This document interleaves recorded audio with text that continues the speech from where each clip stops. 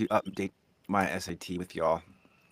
If any of y'all are into Notion, I am also into Notion, and I created something to help myself track the transits, and I call it the SAT, the Strategy and Authority Tracker.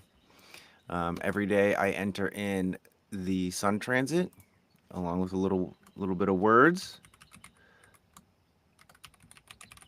Currently, we are in gate 51.4, which is shock and limitation.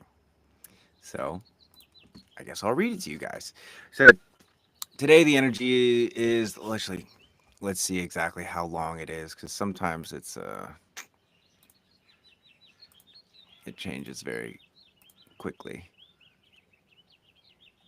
Okay, we're good. So pretty much today we're in the gate of shock still, and we are in limitation, which is the fourth line of this gate. We have a pure inventiveness and sometimes genius to find some opportunity, even in the midst of the most devastating of shocks. The warrior ego that will find some way to answer the challenge.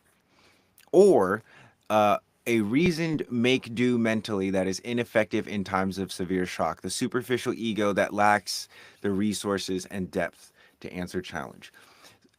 I love the transits so much because they draw the finest line between exaltation and detriment. Like here we have a ego of pure inventiveness that sees challenge as an opportunity to rise up and answer the challenge, and then we also see the uh, reasoned make do mentally. Like the it's ineffective, but it's like reasonable and a superficial ego. So it looks like it's trying. It's trying. Today is either like you do it or you try. And as Yoda says, uh, there is no try, do or do not. And even there, it's not, you can't even do not, because if you either do or you do something else. And so one of the things about fourth line days that I find a lot is that I'm often looking for ways to expand my opportunities, expand my network, find somebody that can do something that I can't, or put myself in a position where I'm going to be able to meet, let's say, not necessarily more interesting people, but more interesting people, like more than I know right now. And not that I'm like in the market for friends and I need new friends. It's just a matter of like, when it comes to the human experience, one of the worst things you can do is cut yourself off from friends, in my opinion, and opportunities. I don't necessarily think there's such a thing as too many opportunities. I think there is a paralysis by choice. And that paralysis by the amount of choices is simply an inability for your nervous system to handle the amount of choices or handle the metrics. I'm going through one right now with my car. Like, do I buy a new car or do I fix up my old car? And so, anyway, do you believe in cutting toxic people off? Yes, but I don't want to say don't call them toxic. Don't get into the habit of like, you're the good guy and they're the bad guy. Because what's going to happen is you're going to manifest another quote unquote toxic person because your mind is using that language. You're looking to get away from toxic people, but you might be the one that is also toxic or attracting toxic people or allowing people to be in your space. It's boundaries are with yourself. They're not with anyone else. If you communicate boundaries but you don't uphold your own boundaries, that's a you and you issue. The other person is just showing you where you're not actually holding your boundaries. So anyway, good, you agree. And yeah, totally cut them off. Totally cut them off. It's a two-way street, and it's okay to leave what you're clashing with. Yeah, and a lot of the times it's like, that's what where we'll start is we'll start by like running away from the thing that we don't want, but so much of that running away is like toxic people, especially like exes. Um I, I i don't know why I get such a kick about when people complain about their exes, and by complain that's different than like processing heavy emotional stuff that you went through, very different. But when people complain about their exes, like, oh, there's so and so like doing this thing again, or did you see what so and so posted, what a weirdo. I'm like, shut up. What are you doing? You slept with that person. Like at one point, you like, you know, would like you loved them at one point, and it's just really childish and challenging for me to have anything other than cold feedback for people that complain about people that they used to date because you used to date them. So anyway, yeah, don't be too quick to run away from the toxic people. Make sure that you're not running towards another toxic person that's fresher, that maybe has, um, a better smell or a nicer living situation or something. So anyway, I wish I could be mutual friend with my exes. I think that's peak maturity. Yeah, sometimes it's peak maturity to just be able to, let your ex be like a distant friend. I don't necessarily think it's super a sign of health. I don't think they're mutually exclusive. Like, oh, you're so mature and healthy because you're friends with your exes. I feel like a lot of people are friends with their exes as like of a backup plan. Speaking of fourth lines, anyway, great question. Basic question, but again, ask me basic questions. I'm going to give you I'm going to try and get below basic, like the foundations of the basics. So, how can I become more spontaneous when I talk to people? Ooh, um, look, what I mean by that is um, there's a lot of, I call it like lawful chatter, like parroting, in the sense that most of the times when you're talking to somebody, there's really basic stuff like, oh, I like your hair, oh, I like your this, what do you do for work? But when it comes to talking to people spontaneously, I'm like, look for what makes them alive and then ask them about that. Like, spontaneity for me is so much more about me being surprised than me surprising you. If that makes sense. So, for instance, you could ask people, one question I love to ask people is, hey, what are you most excited about right now? What's like most challenging? Are you feeling any pain in your body? And I'm not doing any of this to like fish for like, oh, hey, I can help you. It's genuinely, I'm like, who am I talking to? Who's in front of me? Because most of the time, what you'll realize is the reason you don't want to be spontaneous is because you don't know enough or you're not interested enough. And so, yeah, I would say just ask more questions. Much love, Marco. 51.2 is my conscious Earth, 57.2 my conscious Sun. I'm wondering if the transits are amplified with those who have the incarnation cross or they cancel each other.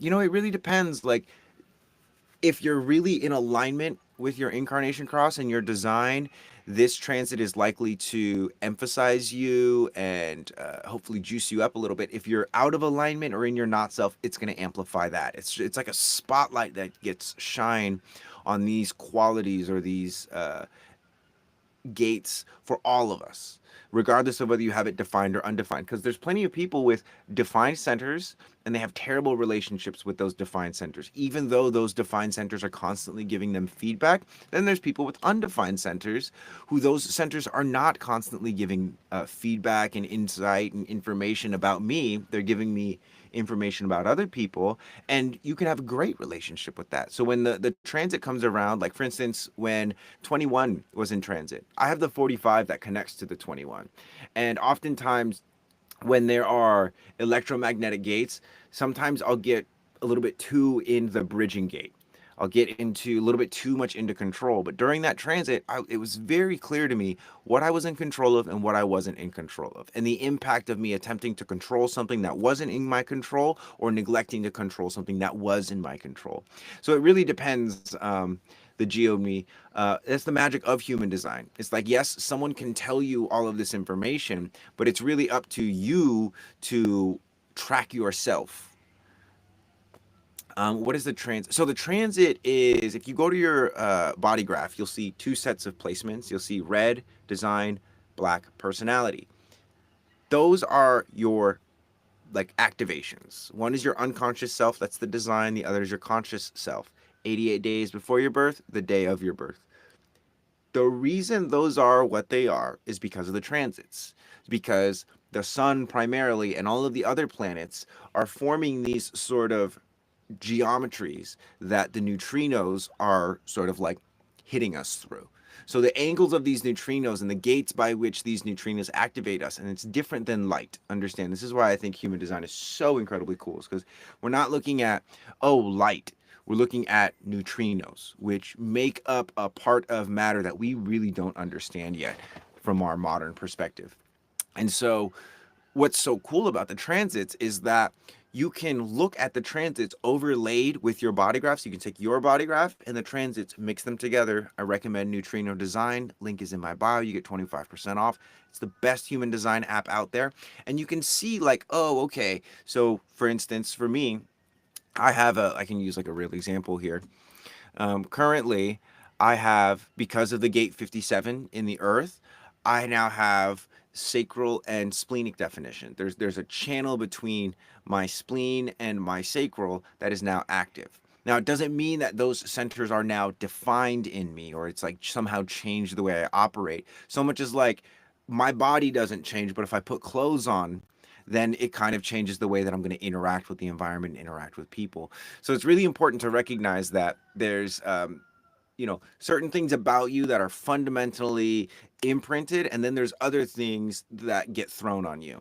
And most of the time, a lot of us confuse the things that get thrown on us with the things that are actually imprinted into us. Most times we've been taught to run away from what's actually imprinted in us, like what's actually a part of our core design and our being, towards something that is quote unquote more valuable in the marketplace or more attractive to the person that we want to be attractive to. We do it for a lot of different reasons. But anyway, isn't dating and relationships magnetics? Totally, yeah. Curiosity helps with social stuff. People love to talk about themselves. Exactly. My ex bridged almost all of my gates. I love him dearly still. His aura feels so right to me, but not me for him. He was single definition amazing person in my aura. Oh, Jing. It's one of the hardest things is to recognize that although something might feel good, it might not be the right time for either you or somebody else.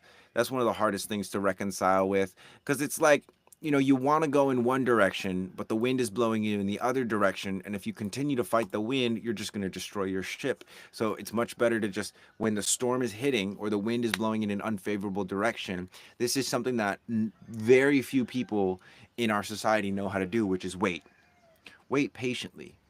People know how to wait anxiously. People don't know how to wait patiently. And one of the most messed up things about patience and developing patience is that the way that you develop patience is by waiting, is by developing patience. It's the same thing. Like, let's say you're a guy or a girl and you're waiting for your friend and they're taking a long time, they're taking longer than usual. Okay? You can wait anxiously, think about all this stuff, or even if you have to pretend, you can release the muscles on your face. You can slow down your breathing. There's physical things that you can do that will teach your mind how to wait. The reason your mind doesn't know how to wait, and trust me, it's your mind that doesn't know how to wait. Your body can do a lot more, but your mind convinces it it's the problem. Oh, my body just needs this, my chemicals need this. Well, if the information was being seen clearly, which is my friend is making me wait, maybe they're stressed out, maybe something's going on with them, I can either wait patiently, wait with tolerance, wait with grace, or I can project some kind of energy towards them, which costs me my own energy.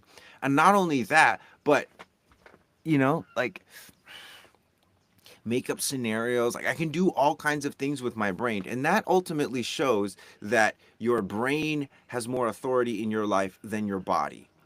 And that is in my opinion, a severely dysfunctional system. How do you know when to stop waiting? Amazing question.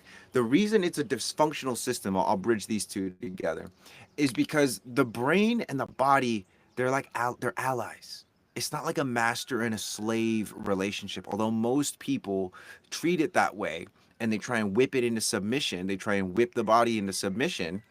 Um, the way that you figure out how to stop waiting or when it's time to stop waiting is something called an internal authority. So an internal authority is something physical in your body. It's your celiac ganglia, it's your heart, it's your spleen, right? It's your lungs, it's your kidneys, it's your adrenals. There's physical organs that if you can learn to contextualize them, not from a conceptual point of view, but from a sensory point of view. And I'll tell you exactly what I mean right here. Everyone just take their elbows and their arms and just drive them into your body. Okay, drive the elbows into the body and see if you can't get the shoulders even to squeeze yourself. Now take a big inhale like normal and just fill your lungs up, expand. Get as big as you can, big ribs, and then exhale. Push all your air out, squeeze it like you're squeezing the last bit of toothpaste out of a toothpaste tube. And then when you inhale this time, instead of going out, I want you to go in. I want you to make your heart bigger, and I want your lungs to push up against your heart. So don't let your ribs expand, but breathe in. And then feel your heart beating. Hold your breath for a little bit. This is called pressure for those of you that don't know.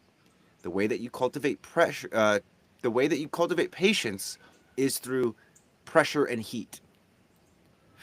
Release. That's your heart. That's your heart and your lungs, which are supposed to have a symbiotic relationship. But for most people, the reason they don't know when to stop waiting is because the mind is blind in here. When you ask somebody to tune into their heart, some people can tune into the frequency of their heart. Most people just tune into the image or the functionality of their heart, which is not wrong. It's just like it's pretty basic. It's like year 3, 4 type stuff. And most of us are, above 20, hopefully. I mean, we do have a 17-year-old in the archive, which, Jacob, if you're around, I love you, bro. I miss you as well. I saw you in one of the lives the other day, but you've been real quiet, which is totally fine. I totally respect it.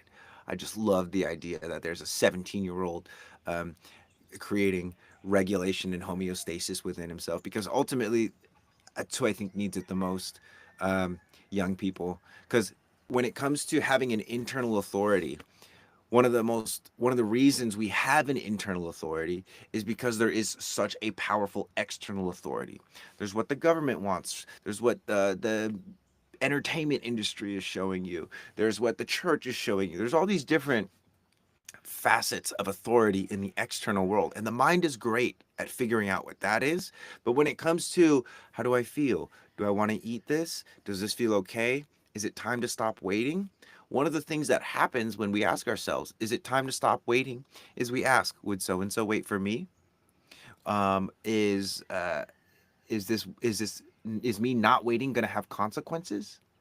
And it's like, in the grand scheme of things, how often are we outsourcing our decisions based off what so and so is going to think, what so and so is going to say, and we sacrifice our own well-being and our own peace? So the answer is, when do you stop waiting? Is when it's time for you to stop waiting. And until you build a relationship with your specifically adrenals and your feet, because the root and the pressure and the stress is the thing that determines our timelines. For those of you that have ever been out to dinner or lunch with a friend, you've felt root pressure, guarantee, because everyone has an experience where they're done with their food and the waiter is busy. And it's like, I can see the waiter's busy, but like, I really want to get out of here. I want to go. That's root pressure. Now, that root pressure might be coming from you. It might be coming from somebody else. You can go on Reikimarco.com, plug in your information, get a body graph. And if the very bottom center is colored in, you have a defined root. Likely that energy is coming from you. If it's white, you have an undefined root, meaning that more than likely that energy that you're feeling is coming from either the waiter themselves, your friend, or it is coming from you, but usually it's coming from somebody else. Meaning that, not that it's always coming from somebody else, but that that undefined root is sensitive to the root pressure of other people and the external world. And so when you are able to tune into what does root pressure taste like when it's mine, and what does it taste like when it's somebody else's, that's when you start to cultivate a relationship with life where you are actually living your own life and you're not just doing what's expected of you. And it's also not just like a F around and find out, although that is a huge part of life. Great questions, guys. Do me a favor, if you are enjoying this, please share the live. If you're not following already, please follow.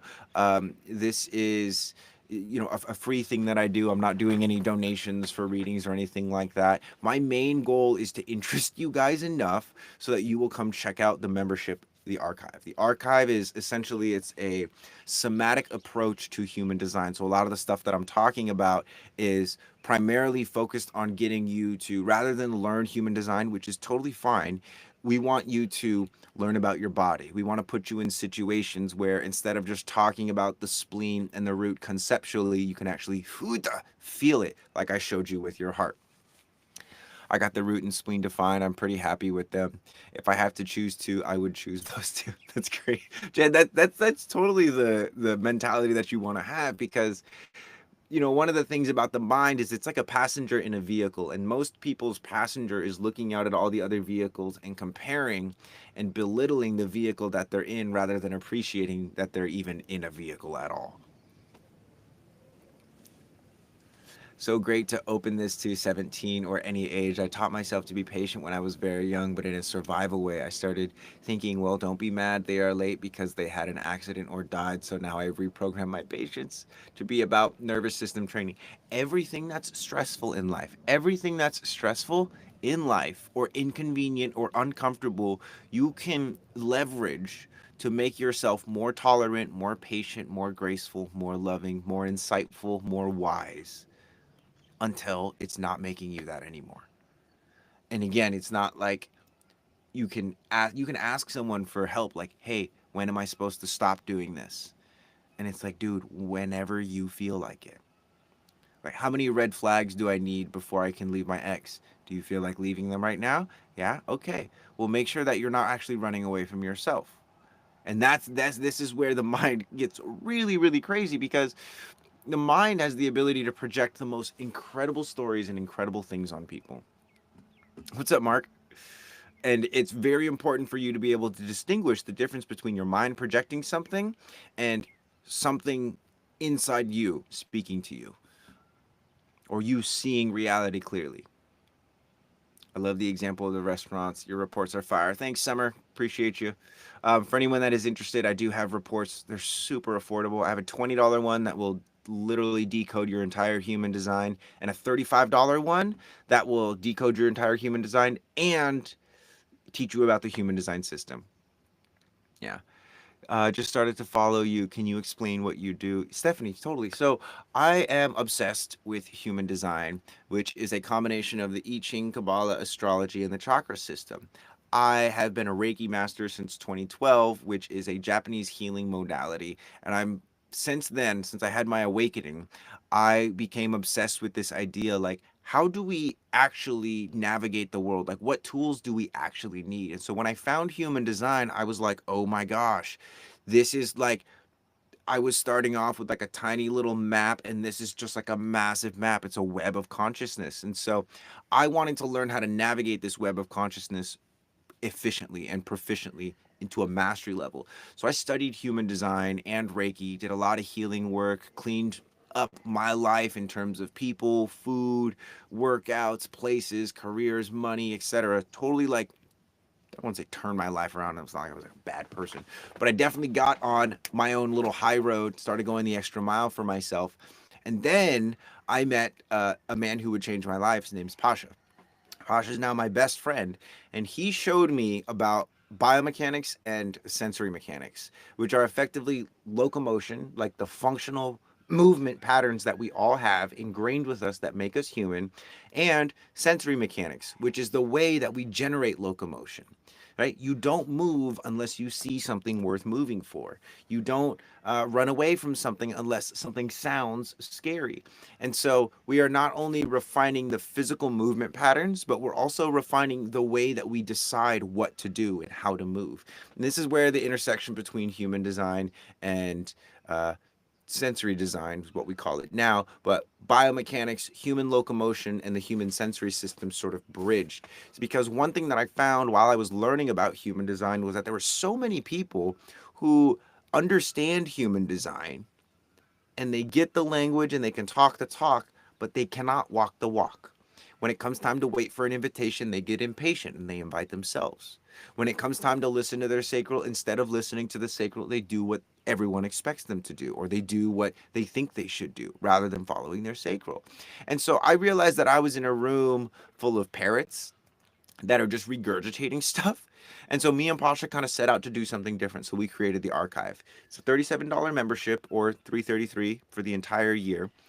And what we're doing is we're giving you guys exercises so that you can use your body graph like a map to discover where your inner authority is, what does it taste like, what does it smell like, so that the next time a situation comes along where you have to choose between yourself and pleasing some external authority, whether it's your mom, dad, brother, sister, boyfriend, girlfriend, boss, whatever, you feel safe choosing yourself.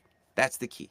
We're helping you train your nervous system to feel safe making the choice that is true to you. That's what I do. Just joined the other day, 200th member. Yeah, the Geo. I saw, dude. I appreciate your post in there, brother. I kind of mentioned it as well. And yeah, dude, just the vulnerability, amazing. You're so in the right place. We're really excited to have you and everyone else who's going to be joining. 200 was a good goal for us, and the goal is now to have 1,000 members by the end of the year. So thank you for being a part of that. And for everyone else that's in the archive, even if you're very quiet, because I know there's some people that are just lurking hard in the archive. Thank you for being there. As long as you're doing the work, because again, it's so important that you don't just buy the gym membership and never show up to the gym and do the work, train with us. And for those of you that aren't in the archive, the difference that you can experience in not only your behavior and your energy, but also your face and the structure of your face in 90 days of the archive is unbelievable. And we have a lot of before and after pictures on the archive, which are going to get shared eventually. I'm just trying to figure out how I want to do it. As a reflector, I like to move slow, even though my mind and the external authority wants us to move fast. I've spent, let's say, about 10 years deconditioning my mind so that it actually trusts my body with making decisions. And that has not been an easy task, but I guarantee you, I will save you some time. And I will save you a lot of grief and time and energy, promise, and money as well. I mean, $333 for the entire year. If you want an hour of my time, it's like 260. And so a year membership in this private membership is highly concentrated and highly potent with amazing content is and coursework is like a little bit more than a one-on-one session with me. So anyway, I never knew your backstory. This is interesting. I'm currently doing my Reiki 1 training. Priscilla, it all started with Reiki.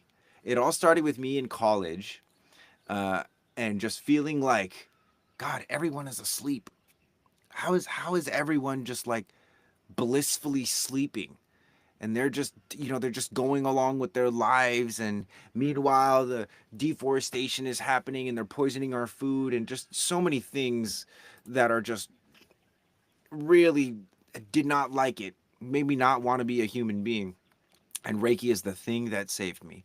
Quite literally, Reiki is the thing that saved me. I was having very, not necessarily graphic, but very nihilistic thinking. And I would literally just like get super elevated. I went to school in Humboldt and I would just walk out into the forest and just like try not to come back. I was there. I didn't eat for days at a time. And it was very, yeah, it was a lot. It was the dark night of the soul. But because of that, I discovered simple things like meditation, like eating whole foods, like going for walks. And then eventually I got introduced to the big boys with my big brother Pasha, who taught me how to walk and run and throw properly, and then how to perceive reality properly. Not because he told me this is how to perceive reality, but he says, hey, does this happen to you when you do this? And I'm like, oh yeah, that's kind of challenging. He's like, okay, great, do that for 2 weeks. And he would just give me these little nuggets. And I tell you, when I tell you it's like what I'm doing is no small thing. It's like imagine, um, you have this savant that has no desire to structure or share his work with the world. His purest desire is to investigate it and experiment. And my task is to like make it so that other people can enjoy it, because the only reason he shared things with me was because I was his best friend. We were living together. Well, because I was so obsessed with like universalizing that information for myself. And then together we've been on this journey for probably like 5 years now, and it's just been the most incredible thing. His name's Pasha. For those of you that are in the archive, you know him, you love him, um, and you know what I mean. He's the dude is just like just magic pours out of him, and if you're there with a bucket, one of the first things that you'll realize is like, I need a bigger bucket. There's so much in here. So anyway, examples, please. Yeah. So like, in terms of like how Reiki saved my life, is that what you're talking about, Stephanie? I want to make sure I'm talking about the right thing. Thanks, man. I'm here for it. Love your energy in the community you guys have started. It feels like this is the right place to be. Gio, and you're right on time, my friend, too. Like 200 members is uh, to me small in in a lot of ways. Like we're still, in my mind, we're still in the pre-launch of it. Like our live classes are amazing. The courses are not like as professional as I want them. But I realize like if I wait until that is there, it's like toast, toast.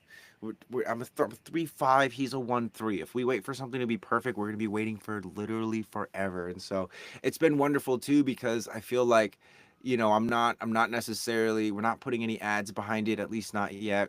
We're not doing any how you say. Um, yeah, we're just like letting it grow. Is what I'm trying to say. It's like fully organic growth, and so yeah, so we're attracting the right people, I think. Anyway, the reality of the nuggets that he gave you. Stephanie, is that what you mean? Like, I mean, he's giving me so many nuggets. Okay, so one of the things that he taught me was about my hands. And you guys see this crease right here? This is one of the newer things that he taught me. I'm doing my best to like get rid of this crease. Essentially, the body is fractalized, and so that you have your butt cheeks right here. And one of the things that you can do is you can feel it's called the tone, right? How bouncy is it on one side versus how bouncy is it on the other side? Usually it's like the thumb pad is really hard and then this side pad is really soft. And what that is demonstrating in a lot of ways, because this is what's called the radial line versus the ulnar line. This is like focus, stress, I need to work on something, grabbing at things. This is more relaxation. And so one of the things that he showed me how to do, because I was such an energy dude. Um, I'm a so recently. What does that mean if I have a crease now? Do you play guitar? Because that's why I have that crease. Because I don't have it on this other side. You guys see that? I don't have it on the other side, and I'm genuinely still exploring this. And so the reason I wanted to share this one is because this is currently not the bane of my existence, but the uh, one of the most exciting things in my life. I was gonna say Guitar Hero, yeah. I mean just guitar in general, but we do things as human beings that are sometimes very far removed from the things that make us human beings, which is walking, running, throwing, seeing, smelling, chewing, speaking, singing, dancing, etc. We do things like play instruments, or we do things like, throw footballs, which another crazy thing that Pasha showed me, which I think I can show you guys in here, is how to use like, let's say I have a ball in this hand and I'm going to throw it. He showed me how to reach out, pull myself forward, and then throw the ball. Wow. And how that's like mechanically designed to optimize throwing. And then he showed me how to properly pressurize my body so that I can throw more safely and not throw my shoulder out, because sometimes I would do that and I would throw my shoulder out. And so it's the way to move safely, um, not only just with human design, but with all spiritual fields, because we all have a truth sense. We all have the ability to sense truth, capital T, not like your truth, my opinion, your opinion. capital truth. This person is either grounded, and I know because I feel grounded around them, or this person is pretending to be grounded, and I know because I feel unsteady around them. So anyway, I tuned in a little late. Who are you referenced to when you say he? My best friend Pasha.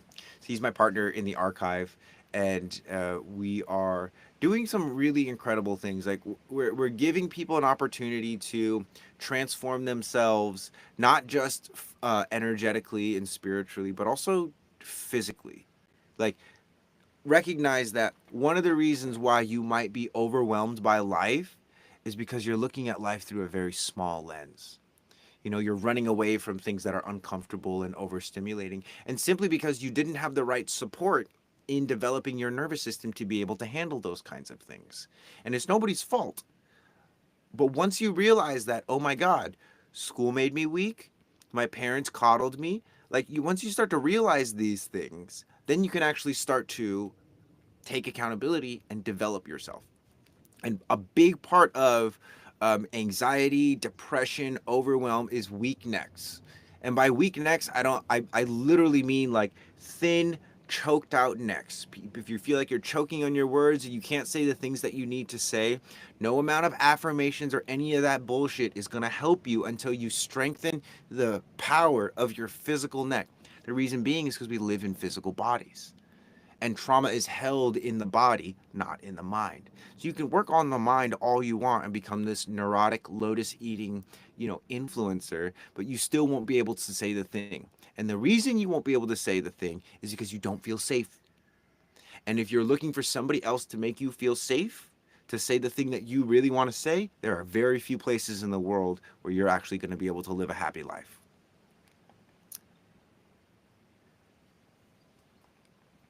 And all the non-pictured changes happening in my noticing of noticing. I'm becoming a lot kinder to myself. The energy increase in flexibility. Steve, yes, I love that. That's so important too. It's the non-noticeable changes. And you can notice behavior, but at the outright, there's things that are going to shift in you when you start to do this work. And it's not just learning human design. It's sensory design. It's the physical deconditioning using human design. It's not just learning what are all these channels and gates. Like I don't even show people, like when I do readings with people, primarily it's not about like telling you everything about your gates. You're going to get a report. You can read it yourself. I have it all memorized in my brain just because I spent years doing it. But that's what I realized is after years of memorizing and learning the human design system, I realized that the human design system is a two-dimensional version of our three-dimensional bodies. And I was putting more energy into this two-dimensional system than my three-dimensional body. Once I started putting more energy into my three-dimensional body, things really changed because now I can use those two-dimensional frameworks and the human design system as a way of helping me to navigate my body and other bodies more efficiently. It's wild. I can't really it's like explaining a haircut. You kind of just got to see for yourself. Like, come into the archive. It's worth the $37. You could always get a refund if you don't like it. We're not here to like take people's money. We're trying to Robin Hood this industry because there's people who offer. They don't even offer a similar. They offer, in my opinion, objectively subpar offerings, whether it's a Kundalini yoga membership, a yoga membership, crossfitting, and they're teaching you all of these I used to say techniques that are less related to the human body and more related to a certain type of activity or a certain brand or a certain culture or a certain theme. Not that any of them are wrong, but it's like if you could go to the root of everything, the very root. And the reason I know we're at the root is because one of the first things that we teach you is how to smell. Yeah, everything is in my bio, by the way. Priscilla, thanks for asking. Click the link in my bio, and it's the first button there. It says join the archive. The reason I know we're at the beginning of this, guys, is because the first thing that we do is teach you things like breastfeeding mechanics and the mechanics of crying or being able to stay quiet. Those are so important because they teach us about pressure. Our first relationship is with pressure and with heat. In the womb, it's hot and we're pressurized. We're being cooked. In giving birth, the mother has to endure excruciating pressure. But the more relaxed she is, the easier a time she will have with birthing. And so, one of the things that we wake up to when we're very first born is, oh God, it's bright. I can barely even open my eyes. It smells weird. Like there's all these new sensations. And that stressful experience, no matter how soft the blanket is, a baby is made into a human being by the way that they process and handle stress, and they will be better at handling stress. Their nervous system will become more robust, more tolerant, more powerful, more compassionate, more patient, more kind when they are supported properly. Most of us do not have that or did not have that out of ignorance. It's not that people were trying to destroy you. Some people, I'm sure you've had something similar to, you know, like people are actually trying to destroy you. But for the most people, like your parents did the best they could. You can't blame them for not knowing what they don't know. But now that you know what you know, you have to take on the mantle, lift that burden up, and get to the point where you can puff your cheeks out. You can look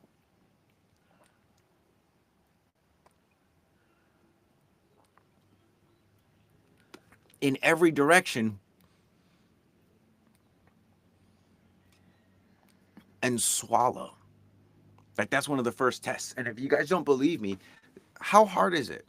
Some of you that if you've never done this before, please do this because I promise you, when I first did this, I was like, what the? Especially looking up, puff your cheeks out, smell. Mm-hmm. It's extremely crucial how you choose to raise your child. Totally. Totally. And it's also incredibly important that as adults, we don't coddle our inner children. Like we raise them well, but we allow them to, and this is where the father archetype, which has been offline for a long time, the ability to challenge, the ability to have a standard and not lower the standard so that your inner child feels better. Um, because there's a lot of things I would say in like new age spirituality that they're very coddling. You know, a lot of people will go to circles and they'll talk about their problems and they'll cry in front of people, but then they'll go right back into the same dumb situation that they were crying about in the first place. And it's like that's what certain circles want. They want to be the bypass for people because, oh, I can charge $20 at the door. And I can, I can give people this cacao and I can play some music and they can feel like they're free for a night, but nothing actually changes. And I care less about that. I care more about the fact that there's been people with us in the archive since December who, if you look at them, like the photo of them on day 0 versus day 90, it's like a completely different person. It's freaking wild. Do you know what a 4-6 is in human design? Absolutely. That's the opportunist role model. So build a network and then also be a hypocrite. No. um, the 6th line has a triphasic cycle. Under 30, you're making mistakes. You're living life by trial and error. 30 to 50 is like reflection time. 60 or so is when you actually become a role model. Um, but again, it's like that information to me is useless to someone that can't perceive reality because their eyes are glued to their head or they can't swallow. You can't swallow reality because this is how like life works. We have afferent feedback, getting stuff into the body, and then we have efferent feedback, which is the motion or the expression, the response to what you just put in. Afferent feedback goes like this: trigeminal nerve, everything you see, smell, taste, hear, wraps around, goes down into the vagus nerve through the celiac ganglia, and it's supposed to go all the way down into your pelvic floor, down to your feet. Then if your body is structurally sound, then you will have a proper response. So if I'm seeing a fist come at me, right, and my body is structurally sound, I can move out of the way and strike. If I don't see the fist coming to me, I'm going to get hit. If I see the fist coming to me, but my nervous system freezes up because I've never been exposed or never done anything like this before, I'm going to get hit. If I see the fist coming to me and my mind goes in 1,000 different directions and says, oh, you should move out of the way here, but that doesn't translate to any afferent feedback, I get hit in the face. How many times do you need to get hit in the face by life till you realize, okay, I need to see things more clearly? I don't need somebody to tell me what's happening. I need to be the one to see and perceive reality more clearly. Because if you don't, you get punched in the face in physical ways sometimes. That's why fighting is such a powerful discipline. Um, because you just get hit in the face. And thinking is too slow. You can't think. And I was trained doing martial arts since I was like real small. So I feel like that's one of the reasons why I have the perspective that I do, is because I've been cut, punched, stabbed, you know, messed up all over. Have big old, 200-pound dudes just laying on me. And it's like, get out from underneath there. It's like, how? And it's like, you fucking figure it out. Because again, no one cares about you until you start caring about yourself, truly. And it's kind of messed up and a brutal thing to say, but this is something that if your dad didn't tell you this, or a father figure didn't tell you this, this is your maybe older brother. I do have a daughter, but she's real young. I'm not old enough to be any of your dads, but I'll be your older brother. Dude, no one is going to give a shit about you until you start caring about yourself. And once you start caring about yourself and taking care of yourself, beautiful people will show up, but not before then. Not before then. You don't get heat from a fire before you put wood into it. You have to put wood into it first. I respect that, Reikimarco. Here for my family.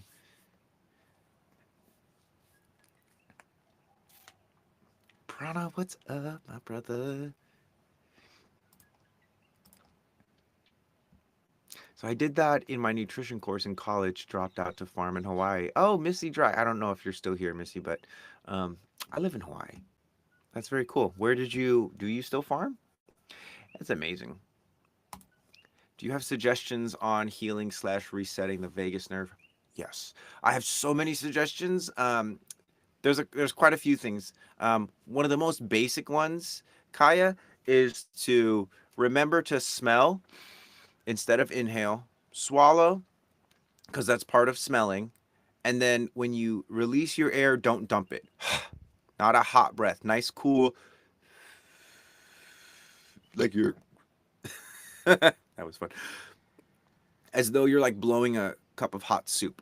So smell, swallow, blow, cool stream of air. And do it in a bunch of different directions. Smell this way, swallow, cool stream of air. If you spend any amount of time, like I just did it 3 times, and I can immediately feel like fluid draining out of my head into my body.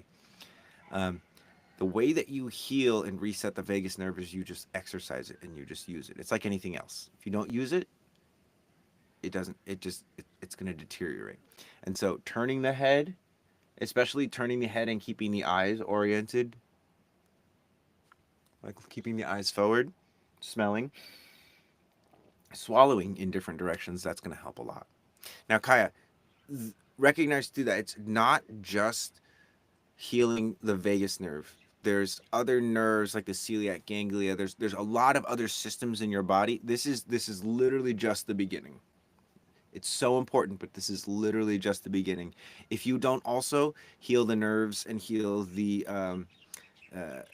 conditioning in your hands and in your feet and in your pelvic floor, you can become a vagus nerve master, but not a full human being. So with that being said, come join the archive. Come join the archive, because we've got more than vagus nerve healing for you. We've got full on healing for you. Link is in the bio. Yes, these lives, talks you do, are so power filled. Thank you so much. You're welcome, Jing. I appreciate that. You're getting some insights and power from this, and hopefully I'm just like reminding you of your own power and maybe slapping you out of some of the nonsense that you've allowed other people to install into your brain. Post narcissistic trauma healing. Yeah.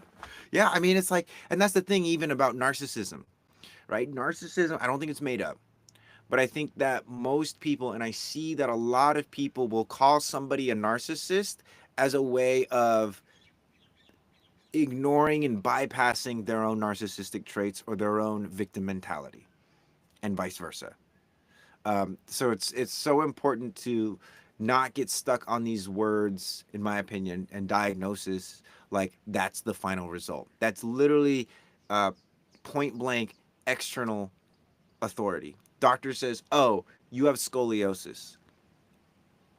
Okay, and now what? Now you have to get surgery. Well, what are my other options? You don't have any other options. Like the fuck I do. Yeah, I've got other options.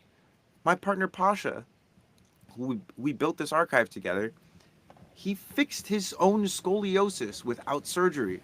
He did it through movement, through the same things that I'm talking about right now, but he's on a even more advanced level now, which is wild. Wild. He's gotten people out of freaking wheelchairs. And it's because he chose to be a little bit delusional and say, "Hey, look, external authority, thanks for your opinion, but I'm going to go in a different direction. I need the nonsense slapped away." Well, you found the right guy. It was the best way to describe what I needed to say. Totally. And here again, here's the thing is if you can't see yourself clearly, it's not your fault. However, if you recognize that you're not seeing yourself clearly and you do nothing about it, that is your fault.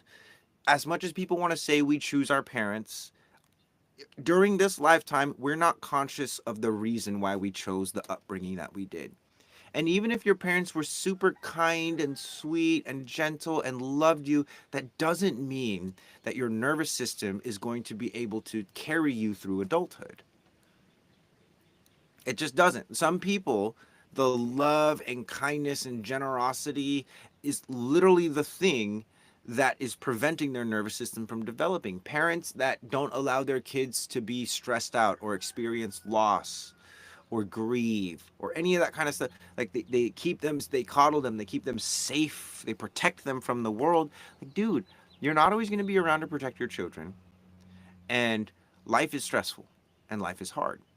So instead of trying to make the world a safer place, make your child a safer human being by teaching them stuff like martial arts. Let them get punched in the face while the person has a glove, right? Let them do work with sticks before they're knives and blades. And this is something I take this from my own childhood. Like, I remember being like, how old was I? Like 9 years old, fighting with like full on machetes, and people would be like, "Well, that's well, how do you let your 9 year old play with machetes?" Because he's not playing with them. He spent, 5 years before using a stick, visualizing that there's a blade in there. So now when you put a machete in his hand, he's not freaked out. Now when he gets cut, he's already been bumped and bruised, so it's not as big of a shock to him. And it's the same thing that the news does with us. They desensitize us by showing us all of this horrendous stuff. But what we're doing, instead of desensitizing ourselves like the news does to most of us, is we're resensitizing ourselves. We're resensitizing ourselves to the things that are actually important, which is truth. Like, spend a year and a half with me in the archive, no one will be able to lie to you, not even yourself. Because hopefully by that time, you'll have people around you that can call you on your BS. But more so is that you'll be able to see your own bullshit happening. And not only that, you'll be able to do something about it. Hey, that's a wild time. Just like playing samurai. Straight up. Who came up with the human design idea? It's spot on. So human design is a system that was created by a man named Robert Krauker, but he goes by the name Ra Uruhu. It was in the 87 that he had an experience with a voice that literally was just like I Ching, astrology, chakra systems, the Kabbalah, put them together. And it was like, and he goes, "Oh my God." He had the first body graph and he had to calculate everything by hand. And he started calculating them for his friends. And his friend, he was like, "I don't know what this is. This voice," I had a really crazy experience. This voice told me to do this. And Here it is. And they were like, dude, how is this like reading a book about myself? This is scary. And so it just picked up steam. It picked up steam because it was probably the most superior mental framework for understanding energy that the world had ever seen, because it combined so many other systems of energy and pattern and nature recognition into one system called human design.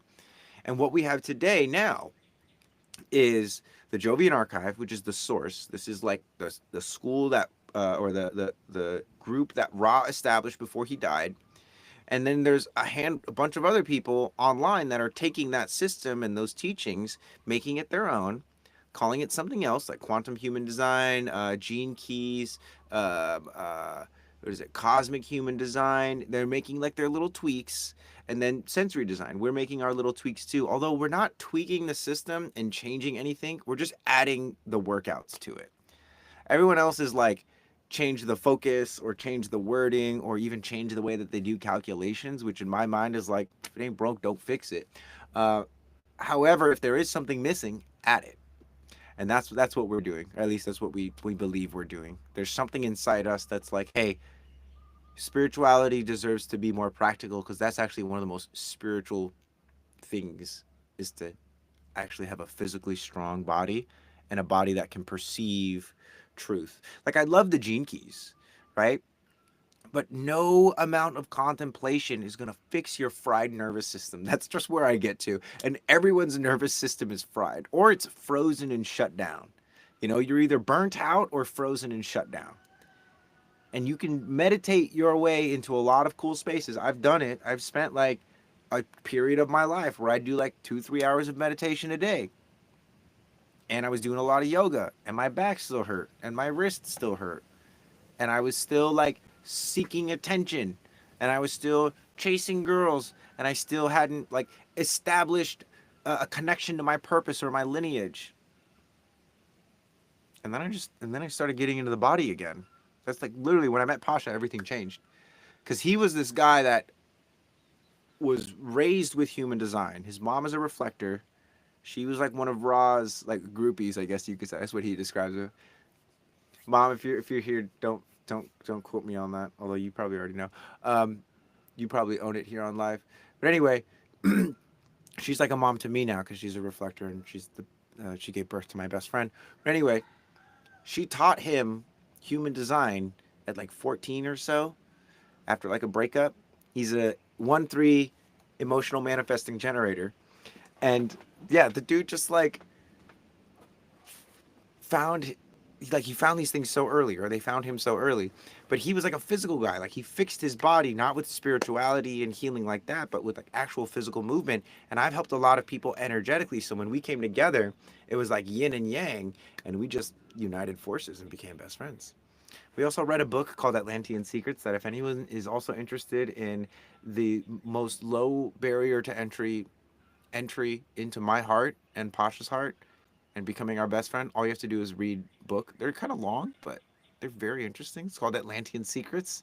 If you go to my Amazon shop in the link in my bio, you can read it. And legit, if you read it and you say the right words to me, I will be like, you're my best friend. Because you can't read that book and not have a transformation in you. It's pretty wild. We met at a retreat, at a men's retreat.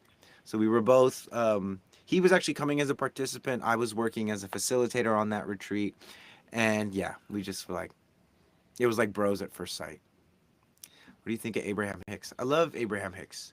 That was actually one of the first kind of like channelings that I um, experienced in my spiritual journey. Abraham and Esther Hicks, which is great. And you know, I'm not personally. I don't listen to any channelers.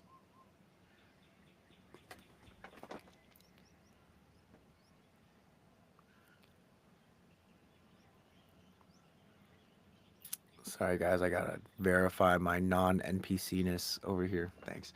Um, yeah, I don't listen to any channelers. Like, I like Bashar. I like some of the channelers that are out there, again, like Abraham Hicks. But I'm just like, what do you say? I'm less interested in getting downloads from another human being. I'm more interested in getting um, uploads from my organs. And there's only so many things that I can partake in. Like rather than listening to a channeling, I would rather put on music, take my lightsaber outside, and spin for half an hour. Like that, I will get more insights and wisdom and healing from that than listening to somebody else answer questions that are, in my opinion, um, not helpful. How are we going to save the world? Save yourself.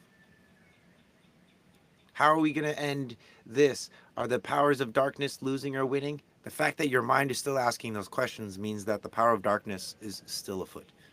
Get into your freaking body, please, for the love of God. So what was the name of the book? I was out of the room. So it's called Atlantean Secrets. And if you go to my Amazon shop, I have the books there in a little, I guess you call it a playlist, or in a whatever, in a list. There's a list on my Amazon shop, and it's got Atlantean Secrets in it. Which, like I said, if you just read that book and you're like DMing me lawfully, uh, it's not hard to be my best friend. I tell you. And that's one of the things that made me and Pasha best friends is he read the book and he applied the book and we talked about it, and it just grew into a beautiful friendship. So I'm so close to joining the archive, but the only part I'm iffy about is the history of human design, idealizing raw. Hearing the voice thing is a little hard to believe or trust. Mindful movement, I am totally with you there, which is why, like I said, when I was talking to Pasha about how we were going to present this, um, a lot of the things that came up was like how human design is an incredible mental framework, but it's like, if, like, for instance, okay, let's say you walk outside and the sun is shining, right? You cast a shadow on the floor. The shadow tells you the shape and maybe what the object is doing, but what is the light shining on? We're going from an obsession with raw and the history of it and the voice and all of that to the physical human system, like what is tangibly here. And the wild part about human design is that it's as advanced as complex as it is, it's actually a less complex shadow, or it's a two-dimensional version of the three-dimensional physical bodies that we have. So we are focused on the physical bodies, and we're using human design as the mental framework because it works. And the only thing I can say about that is, there's a lot of people that idealize raw. We're not those kinds of people. Hearing the voice thing, I do believe that happened. I don't know how he would have figured out how to put these systems together unless there was some kind of divine intervention or something. But regardless of the fact, again, for me, if you say it's a hammer and I use it and it works as a hammer, guess what? For me, it's a hammer. We can have philosophical debates about the history of something all we want. However, what I'm interested in is the effectiveness in treating mental disorders, and not like mental disorders like ADHD and autism and stuff like that. I'm talking about the delusional idea that the mind is somehow more powerful than the body. Because the most powerful being is both mind and body together. And everyone, regardless of whether they glorify the body or the mind, is mind and body. So anyway, mindful movement. Come check us out. Come do the exercises. Make your decision based off of the exercises. I saw Atlantean Secrets. Definitely going to pick it up. That's my kind of jam. Gio, you're gonna love that. Oh my god, I'm so stoked. Heavy subject, but I asked the question above if you want to discuss it. Roberto, let's go back and see it. Right, time is key. Whenever a person is ready, will you talk about how this can affect mental health? For example, my BFF has schizophrenia. Oh yeah, I mean, so there's.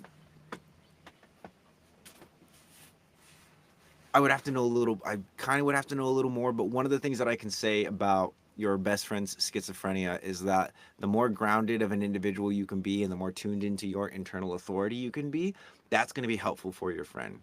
Because one of the uh, concepts around schizophrenia or bipolar disorder or any of these mental diseases is like a lot of the times the body is just like not a safe place, and that comes through trauma. But one of the ways that you make the body a safe place is that you just slowly start to explore at a safe pace, which is a lot of the work that we do in the archive is very much so about learning how to explore the body and its mechanisms in a safe way. Because everyone wants to just like, if you have a priceless jewel frozen inside a block of ice, everyone just wants to smash the block and get it out. That's where you get people doing these 500-hour yoga immersions, or these 4-week in-depth ayahuasca journeys, or this full-on total body transformation. It's like, bro, you've been conditioned for 30 years and you think you're gonna get rid of it in a freaking weekend. Grow up. That's not going to happen. Which is one of the reasons why we also created the archive to be a membership and not a retreat style, like the way that me and Pasha met, was because, events change life, yes. But it's the series of events and the accessibility of those events that ultimately creates sustainable change. And so, one thing that I can say about schizophrenia and mental diseases and how we're going to use sensory design to help those kinds of people is to literally create a new standard and a new baseline for what interacting with you is going to be like. Because again, if you have a best friend that has schizophrenia, you can either tell them to chill out, tell them to go work on themselves, or you yourself can make yourself more robust, more patient, more tolerant, more compassionate, more loving, actually. Not just, oh, I love this person, but it's like, oh, wow, this is my training buddy. They freak out sometimes, and it tempts me to freak out. But because I've been doing this kind of training, instead of freaking out, I get real heavy in my feet. I saturate my pelvic floor. I expand my diaphragms. I open up my hands, and I start accessing my circuitry and the divine energy that moves through me. And I actually know how to hold space. I'm not trying to get them to calm down. I'm not trying to get them to let go of their delusions. I'm literally just witnessing what's happening to them. Because most people that have these kinds of mental disorders, they're treated differently. People look at them like there's something wrong with them. And it's not that there's not anything wrong with them, but it's just a more severe version of what's wrong with everybody else, which is they're not seeing things clearly. They're still running from a tiger that chased them back in grade school. Here's my horse. So anyway, I had a horrible tumbling accident when I was a kid, and no matter what I've done to heal it, always re-injuring it again. How do the pressuring exercises work? They seem to be helping. Oh, like, are you in the archive? Sorry, are you in the archive right now and you're doing them and they're helping with that? And you want to know how they're helping with it, or like, did you do some of the things that I've just shared either on my social media and those are helping? Because how do they work?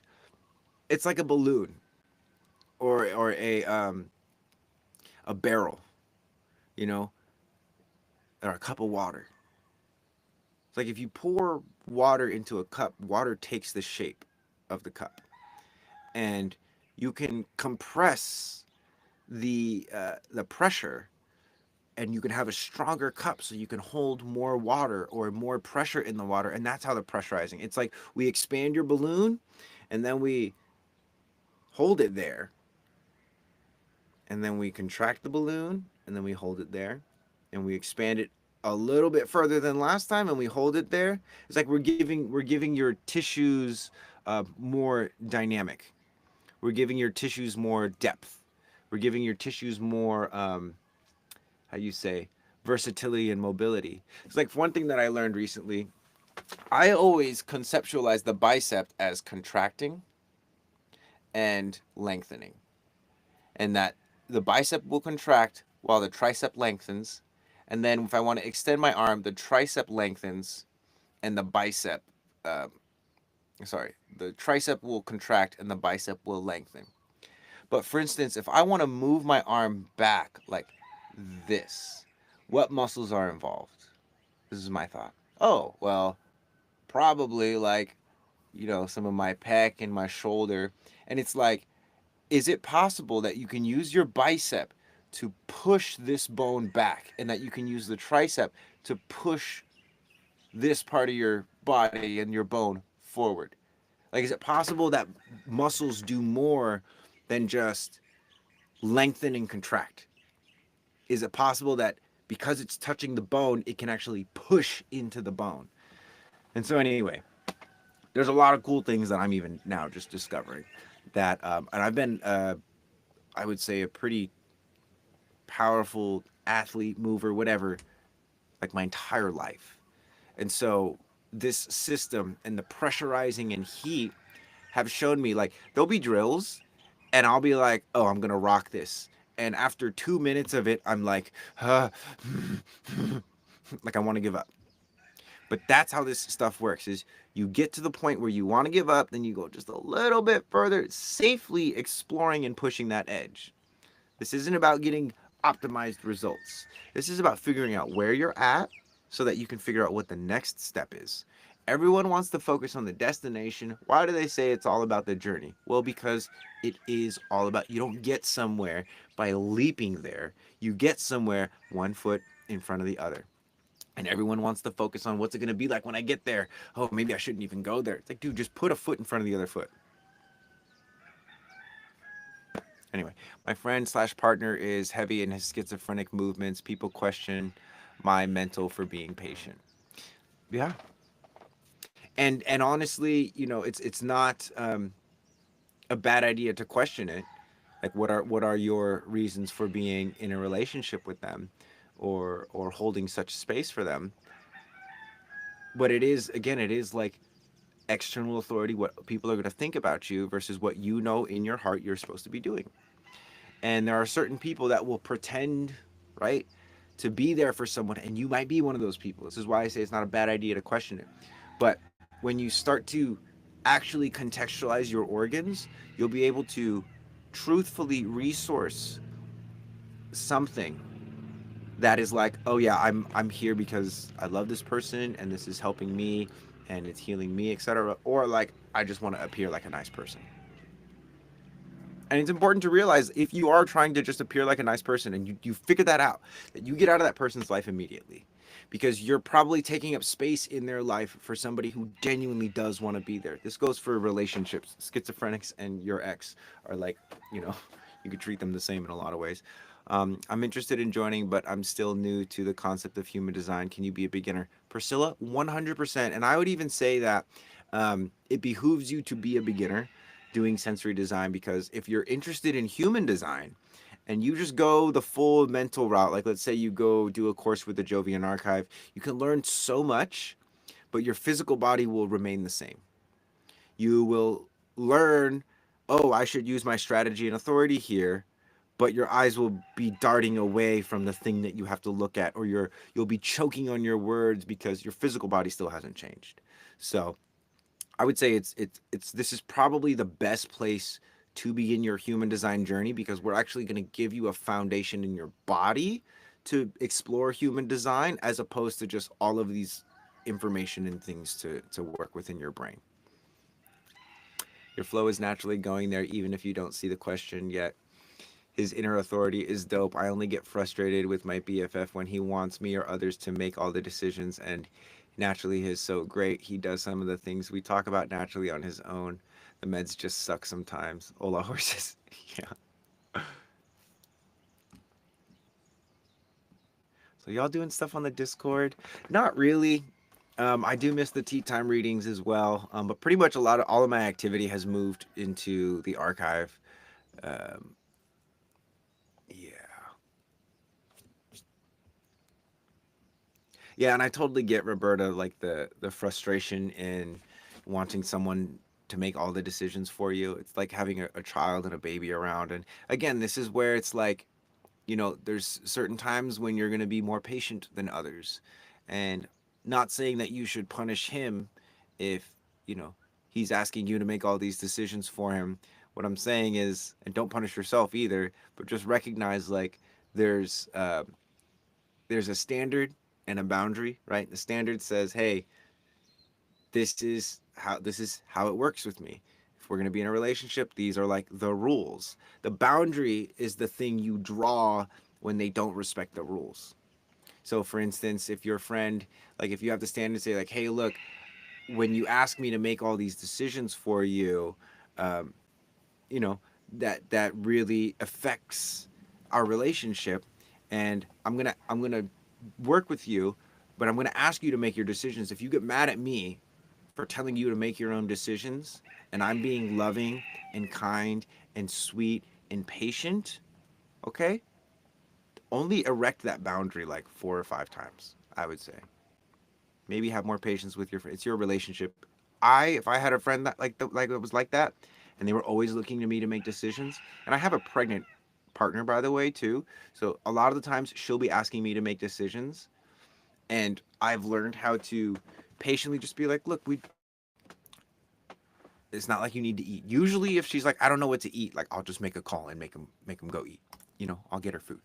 Um, but sometimes when it comes to like making decisions, it's like, and she doesn't ask me to make all the decisions. So this is really convoluting the relationships and the schizophrenia thing, but it's a fun mental exercise either way. Because I would treat them in the same way of like, look, I have a standard. If you want me to make all the decisions in your life, that's not a relationship for me, and I'm not going to show up to it. And then there are times when I'm like more patient and more lenient. I'm willing to make some decisions. Um, but I'm never willing to make all the decisions, because ultimately it's like, if I were to make all the decisions, and something you might consider, Roberta, is how much of their self-esteem are you stealing so that you can quote unquote help them? And I mean that in the most loving way of, is there is there a world where you can challenge them because they are actually stronger than you perceive them to be in terms of making their own decisions? Well, I indeed do love him, and to be witness to things and seeing how other people do affect him. Yeah. And again, it's like a lot of relationships over time will reveal the true nature or meaning. Of course, they have that saying, hindsight is 2020. Um, One of the things that you ought to be considering as well is, what are you doing for yourself to make sure that that's actually a sustainable thing? And is your friend the kind of person that is going to follow in your footsteps if you make the steps of towards self improvement? Because the alternative to them following in your footsteps is them keeping you at a lower level. And I don't mean that in like a derogatory term, that if you have schizophrenia or any of these mental disorders, that you're somehow less of a human being. But if you go straight to meds, you get medicated, and you don't do stuff like somatic processing, because that's what a lot of it is it's an inability to see reality, the inability to get the afferent feedback that's necessary, and then the improper structures, temperatures, and pressures within the body to create an appropriate response. Like, that's just, the human body is either used and it's functional. It's like a car. You have to drive it. If you just leave a car on a lot for 5 years, it's not going to work. The battery's going to drain, the fluids are going to dry up, everything's going to get, like, you have to use the body. And one thing that is beautiful about mammals and humans is that we care for the weak. But so many people get caught up in being the one that cares for the weak, they'll actually keep people weak unintentionally, which is why I asked that question to you, Roberta. And again, it's not that there's a right answer to that question, but it is worth contemplating of like, am I enabling my friend to be this way because I'm just always so willing to help them and hold space for them? What is the impact on me? Oh, no. Arion, quit eating my plant here, and you can just have it. I don't want it anymore. Too much trouble.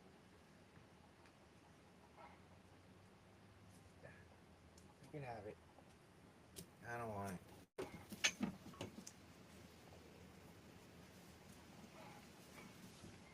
I had a sunflower in a pot. Just for anyone wondering what's just happening right now, I have a sunflower in a pot, and horses freaking love sunflowers. So Anyway, I just kind of threw it away. It was a small one, and I have more. So anyway, oh my God, what's one of the things I noticed? He has a hard time seeing reality, yet only sees his. Right. So some of the things that you can do with your schizophrenic friends, possibly, and let me know, because I've never done this with a schizophrenic person, but I've done this with a lot of people who are incredibly dysregulated and overly excited or overly nervous, is you could just play eye games with them. New world problems. Right. Yeah. Bro, it's gone now. It's gone now. It's over there. Yeah, I know. It's over there, bud. Here.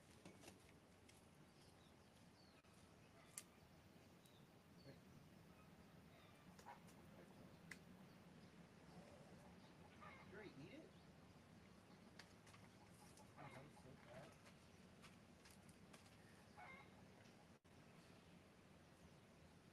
All right. Well, enjoy.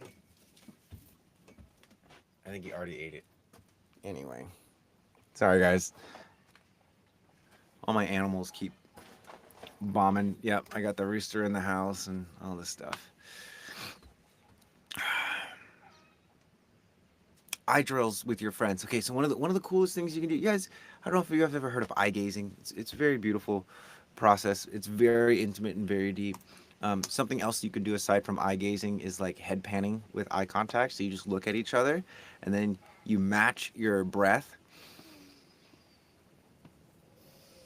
Inhale, exhale, smell, swallow, cool stream of air.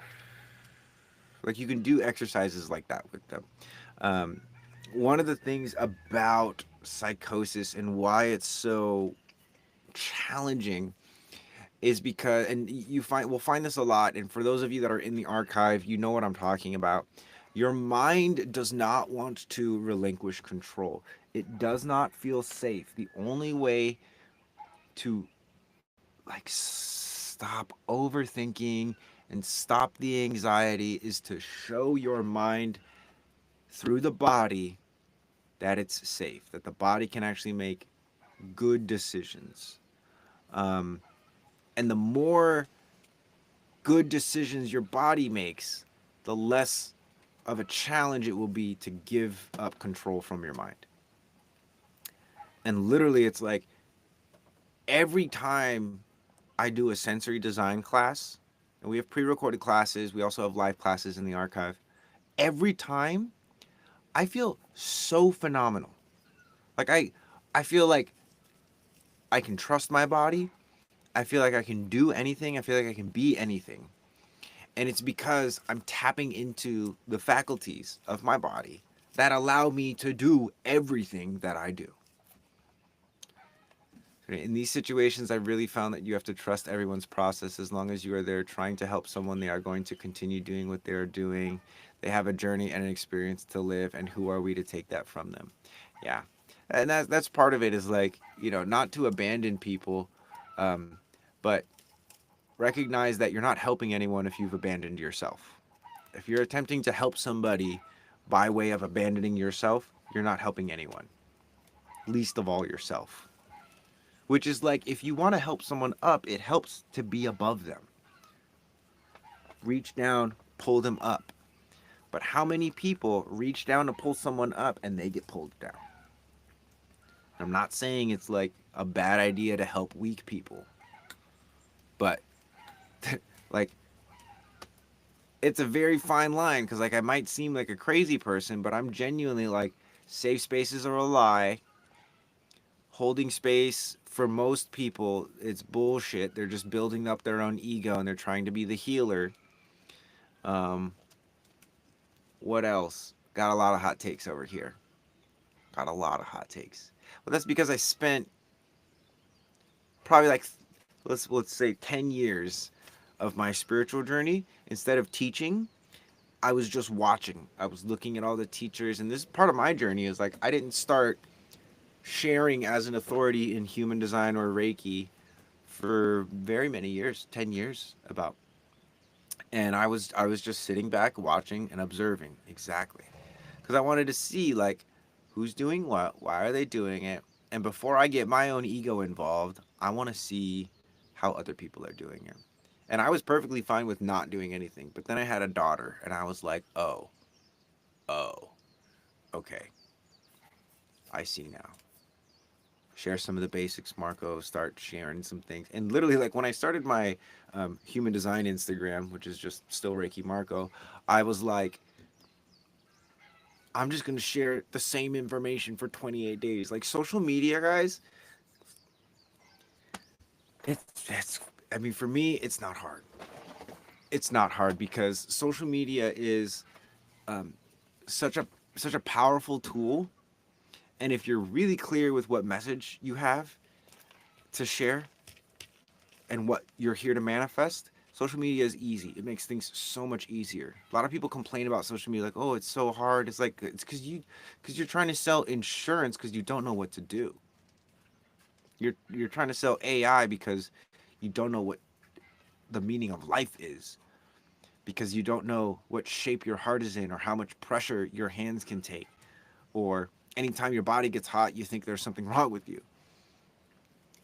Anyway, will you give the horse a carrot or apple? How does your horse have eye covers? Does that make him feel less safe? I think it's interesting that we identify having a mental health issue. Like if I have depression, I'm aware of it. So whatever the mental health issue is, maybe we have them like fingernails. It doesn't mean we are a fingernail. We just have them. Totally. Yeah. It's a temporary state of being. And again, it's like if you're someone with schizophrenia or depression or anxiety and you overcome that, now you are the authority on how to help people with that. Yes and no, because not everyone's anxiety is the same. Not everyone's um, depression is the same. This is why it's like our method is not like how to diagnose someone, although we can do that. It's more so how to empower someone to explore the state that they're in and how to orient towards the thing that they want. Um, I did not give him an apple or a carrot. I had a little stick of a sunflower, and they always go after the sunflower, so I just ripped it out and gave it to him. It was a small one. I have a bunch more that are growing, that are popping off, which is great, that are protected. Um, but the mask is for flies because the flies will get in their eyes, so it's more so for their comfort than their sense of safety. Although comfort and safety are definitely interlinked. Like if you feel more comfortable, it'll be easier for you to relax. Now the magic is when you can be relaxed even though you're uncomfortable. And that's what we're looking to cultivate. And the only way to develop that or cultivate it is through exposure. Like for instance, these lives. These lives used to make me very uncomfortable. And when I would do them, I would be like very sort of neurotic. I still am sometimes, but it's kind of fun. And my point being that if you expose yourself to something enough, eventually you realize, oh, all of the things that I think can go wrong, are those that? No, because this is going pretty well. Oh, okay, great. So over time, exposure shows you the truth of something. Just like in a relationship, like if you, I'm sure everyone has been here. You get in a relationship with someone, and it's great, right? Honeymoon phase. Oh my God, so awesome. And then a couple months later, the real you starts coming out, and the real them starts coming out, and you realize we are not compatible at all. But they're hot, and we look good together, and I guess it's better than being alone, and it's, we get to have sex regularly, and blah blah blah blah blah. That's called choosing chemistry over compatibility. But the best relationships have both. You have the chemistry, and then after 18 months, your brain, your neurology builds a connection so that you can actually relate with that person. 18 months, 2 years is usually when people either break up or go deeper. I feel super chill today. It's because I'm wearing my archive shirt. It just rained also. So anytime the rain comes, I always feel this like clear washing energy. Um, yeah. So I just did the first functional bodybuilding class, and I feel like I have so far to go. I'm so happy to do live class with you guys today because I feel like I have energy to start moving out of me now. My ego feels squashed. That's amazing, Alicia. Yeah, you like how I snuck? I do that. Do I do that too much? Do I do too many like sneaky releases and stuff? maybe too much for you guys, but not enough for me. I love secret releases because then I get to know who's actually like in there paying attention. Um, and then also it's like I'm not like bombarding it and promoting it, so it's like you guys be like, hey,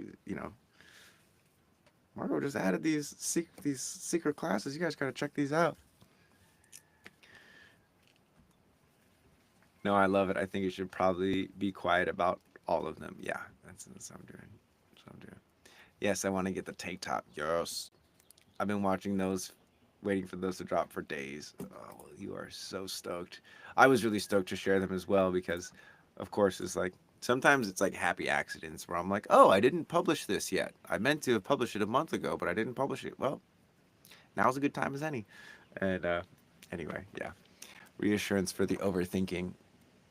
Yeah, like, and again, but the problem is not overthinking; it's underfeeling. Human beings make like 80% of their decisions based off how they feel, not what they think, anyways. And so, doesn't it make more sense to, instead of trying to think less, to just feel more? And I know that sounds kind of crazy, but most people, what they do, when they think they're feeling, is they're just analyzing their feelings. They're saying, well, I feel this because of that. And then if this hadn't happened, then blah, blah, blah, blah, blah. But it's like, how do you actually feel? Oh, don't do that on live, Marco. You might get banned for showing emotion. Yeah, that's okay. I can do it to make an example. Like you gotta let yourself like be a little bit too much. You know what I'm saying?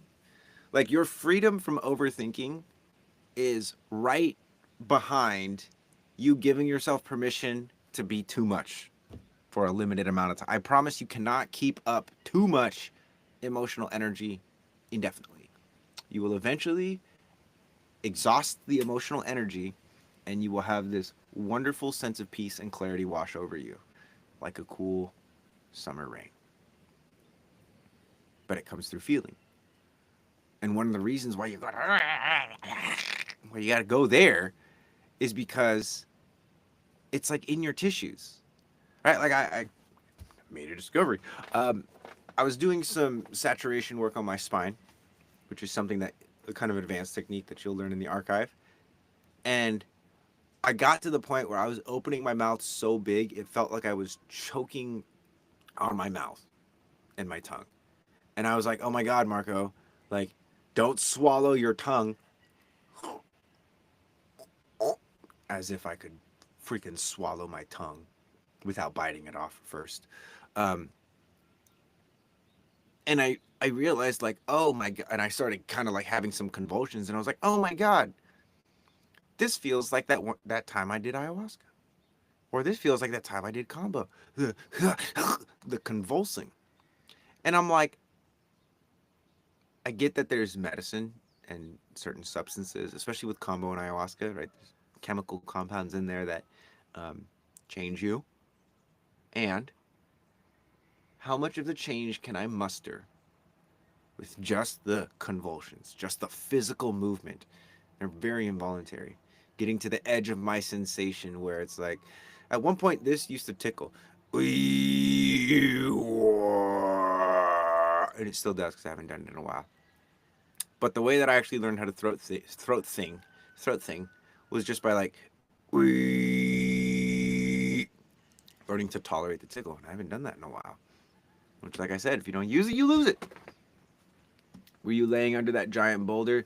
No, I was just. That'd be funny. I was just on a plyo ball, just like right about here, and I was just like, just like going in on it. But it's like I make up my own exercises now, guys, and I don't have a fear of hurting myself because I hurt myself unconsciously all the time. So if I can hurt myself consciously, that's actually kind of cool. Something I've learned to appreciate about myself is consciously hurting myself. Like, and most of the times it's just doing moves that I don't actually have the range of motion for, or doing adjustments that I'm not, like cracking my neck without properly pressurizing my chest, that kind of stuff. My body feels like it has an underlying anxiety about 60% of the time.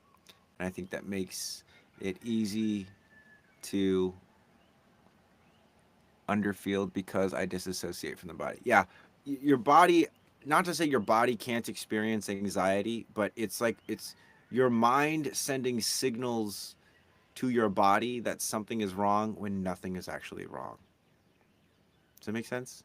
Like anxiety is like, oh my god, this person they don't like me, or like, oh, how am I gonna pay rent or whatever. But it's like when you tune into your body, it's like, are you healthy? Yeah. Then if the mind is sending signals to the body that something is wrong when you're actually healthy, it's just confusing as fuck.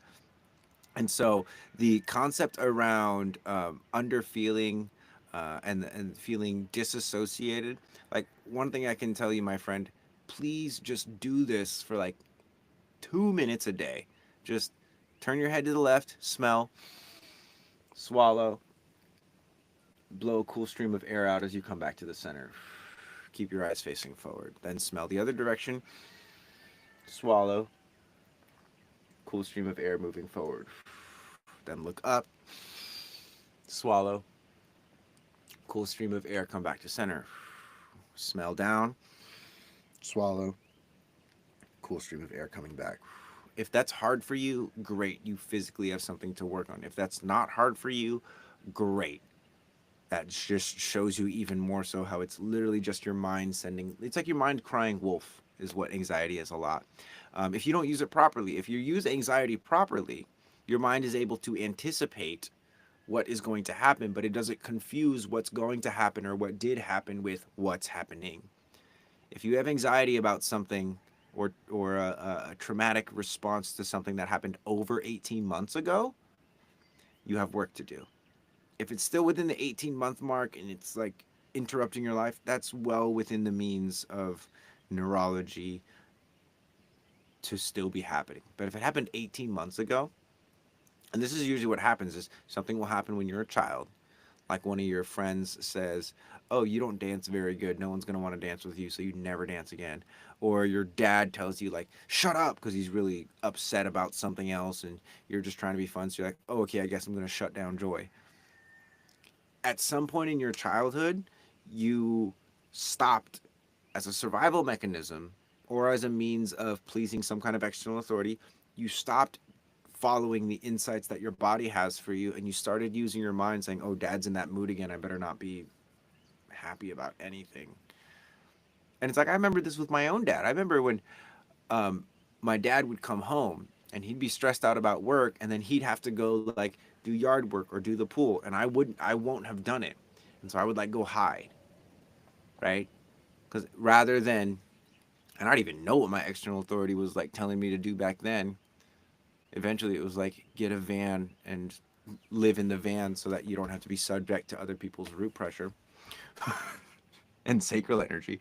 Um, but it's just very, very important to recognize that if you're the one that decided to stop listening to yourself, you're also the one that can start you're the one that gets to choose to start listening to yourself again.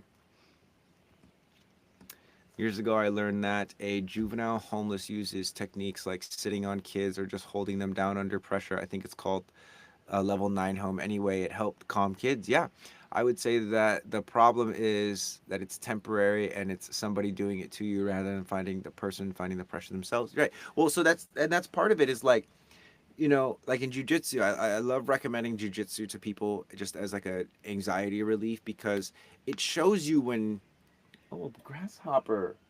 Hey, bud. Where you going? Where you going?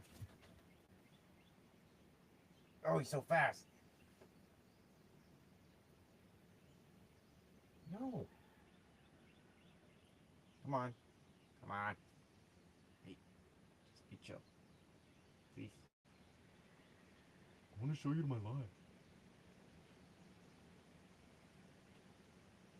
Oh. All right. He's all jittery. Anyway, whoa, that's on target. Thanks. Yes, you're welcome. And then also, like, consider joining the archive so that you can learn the rest of that. That is like literally the tiny tip top part of the iceberg, and there's a whole world of exercises like that and sensation to explore. So I totally squirreled that, didn't I, Alicia? That was funny. That's internal authority, though. It's like legit. Like I saw something, afferent feedback. My eyes picked it up. I'm like, that's a grasshopper. That's a tiny one. Oh, great. What was my immediate response? Was like, yes, I'm doing this, but it's also like one of the most important lessons I've learned with sensory design is recognizing that when there's new information or that there's yeah, let's just say new information. I saw the grasshopper. The ability to completely change whatever I was doing, whatever state or whatever flow state I was in, to run after that if that's what my response is. The ability to just like let go of everything is like so freaking powerful. And it reminds me of this book called like Why Zebras Don't Have Ulcers. And it's because a zebra can go from what's for dinner, what's for dinner, oh shit, I'm about to eat dinner, run away, and then back to what's for dinner, like that. It can go from focused to la la la la to back to focused. Don't bother the bug. I know, he was just like, bro. Now he's just like hanging out in my door. I've thought about making a terrarium in here so that I could just keep all the bugs. And I have so many lizards as well. But lizards and bugs don't get along very well. Lizards like to eat the bugs. Anyway, yeah. Oh man, we are almost at time here. It's wow, this is going by so fast. Well, it would be like an open terrarium. It would just be like a cool little like, little pineapple for them to go in. I could like put food and water and stuff. Yeah, I'm not for Cajun animals. I mean, as much as I can. Like we do have a pig that's in a pen, but we feed them in any way. That's awesome. I love lizards. Yeah, yeah. Animals and like captivity have always been really challenging for me because like I remember the that scene in Harry Potter when he's like, "You must miss your parents, don't you?"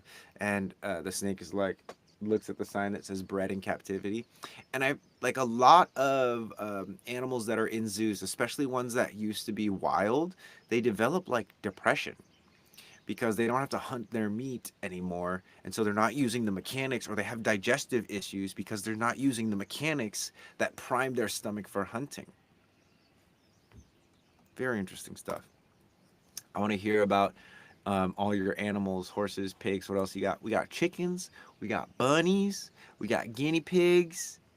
We got mice and rats, but those we didn't. We don't have. They're like just like in the walls sometimes. Anyway, it's got to be so boring for them to be caged.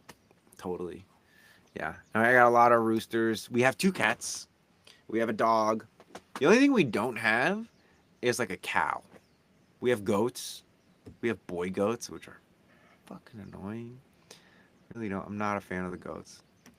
Um, but I really want a cow. Yeah, we have a lot. It was like this when I got here. It's not like I came and I was like, "Hey guys, there's all my animals." My partner and her mom and her sister are all animal people, and they're all like, like, "Oh my god, the runt! I gotta take care of the runt," and that's something that is really interesting because it's so beautiful um, to take care of weak animals and things that can't take care of themselves.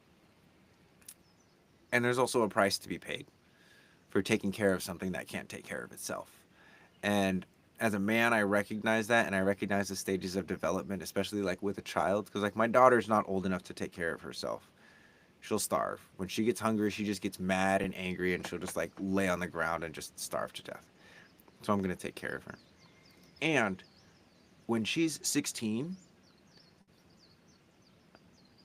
you could starve, honey. You can starve. You're 16 years old. I didn't teach you well enough. That would be on me if you actually starve at 16 years old and you don't know how to get food inside you. That would be completely on me. But at some point it's like you got to let your kids figure out how to feed themselves, take care of themselves, wipe their own butts. Right? When everyone wants to know when. What's the ideal time? Well, when it's time. Yeah. Do the goats laugh at you? Sometimes they just like they eat all of the plants that I love the most. Like they eat my tea leaf, they eat like certain flowers, they eat all of like, God, they eat mostly the tea leaves. Tea leaves are pretty sacred, so Most of the time, it's the tea leaves. When they eat my tea leaves, I get real pissed off. I've definitely lost my cool on the goats. I've like lost my cool. Like I've like whipped them with ropes and just done some like mean things. Like the goats have legitimately pushed me to my edge. And partially because of I was upset about the tea, but also because I knew my partner was going to be devastated because that tea we've been tending to for a long time. So a lot of the goats have pushed me to my edge, and they're very stubborn. But once I like kind of relax and like chill out and take a couple breaths, and I just like pretend that I got food, they'll follow me. They're not that bad actually. Cows are so sensitive, practically blind, so other senses are super high. Yeah, that makes sense. I have a good friend who's he's had a goat. He said it's a lot of work. That's so cool. I used to be that way. I wish my kid had just like I just like getting to run away. She will just eat top ramen and chips like mine does. You could starve, Heidi. LOL. Let's stay present. Fine. Tell us your edge. Well, I think I just told you. Yeah. Um, Great guys. Well, this has been an awesome live. I'm probably gonna wind it down in a little bit. I gotta get ready for my next little adventure today. We have class in 2 hours. We have class in 2 hours. So for anyone that wants to experience a live sensory design class, we're in season 3, but anyone can join. Doesn't matter your skill level. Your mind might be like, "What the heck is this?" And you might not get some of the concepts, but you can still show up and participate and then jump into season 1, which is our like introductory to sensory design course, which all of that is included in your archive membership. 37 bucks a month or 333 for the entire year. Do any of your animals catch on to when one of you is in a down mood? Yes, definitely. Our cats are probably the most intuitive in that sense, and they will literally when anyone is sick, they'll literally just like hang around the house. Or it's funny because they're like extra needy when we're in that way, but in a cute kind of way. Like they'll like lay on my chest when I'm feeling down and just like purr. It's really sweet. Yeah, they just appear on my lap. um, not so much though. That's only happened a couple times. Most of the time though, they'll just like be around. Like my buddy Zeppy, he's a little like jungle cat. He's our cat, but he's pretty jungly as for a cat. He will like late night, like I'm going out to pee. You know what I mean? Like right before bed, I'll be like going out to pee, and he'll just meow at me and be like, "What's up?" I'll be like, "What, do you want a pet?" And he's like, "Nope," and just like runs away from me. They love it when we watch them, and they're so good at just like pulling us out of whatever situation that we think we're in or whatever we're stewing in, and just like letting us be. Anyway, I love that with cats. Had a roommate's cat that stopped my BF and I arguing. Oh, that's hilarious. In Atlantean Secrets, further along in the timeline, there's a period where there's a cat that literally saves a guy's life, one of the main characters' lives, multiple times by scratching the shit out of him. Like it'll literally just like he'll be going and doing something, and just like randomly the cat will just come out of nowhere and just start like attacking him. And then it's I don't want to spoil it, but he saves his life. Anyway, love you guys. I'm gonna end this live now. Thank you so much for participating. We got a whole another week of lives coming up. So we got Wednesday and Friday at 9 a.m. Hawaii Standard Time. For anyone that wants to be in touch in the meantime, feel free to follow me on any of my socials: YouTube, LinkedIn, weird, Instagram, TikTok. All of my products and services are in the bio, reikimarco.com. I have reports, really affordable reports, really detailed and affordable reports. I do one-on-one sessions, but the real thing that I care about right now, and I want you to consider, just come check it out for a month, see if it's for you, is the archive. It's this cool shirt that I'm wearing. It's $37. It's a membership that is going to show you how to physically approach human design with workouts, physical workouts, so that you can embody your deconditioning, not just think about it. There's a lot less mental gymnastics that you have to do. This stuff just makes sense, and on top of that, it makes you beautiful and it helps get rid of wrinkles. And it will also um, probably make your menstrual cycles a lot more graceful and drain all the puffiness out of your face. And yeah, it's good stuff. It's very good stuff. Thank you for the sacral exercise. Yeah, it's like the archive is like the sacral exercises on another, like they got the gauntlet, the Infinity Gauntlet from Marvel is what the archive is, the sacral exercises with the Infinity Gauntlet. It's totally next level. So I love the archive so much. It's really healed my nervous system and my body is transforming in the coolest ways. Yes, yes, yes, yes, yes. So everyone, please come check it out. We've got a live call. We got a live class with Pasha starting in about 2 hours, and hopefully we'll be seeing some of you there. Until next time, I go live Monday, Wednesday, Friday at 9 a.m. Hawaii Standard Time. Much love to you guys. I'll see you next time. Peace.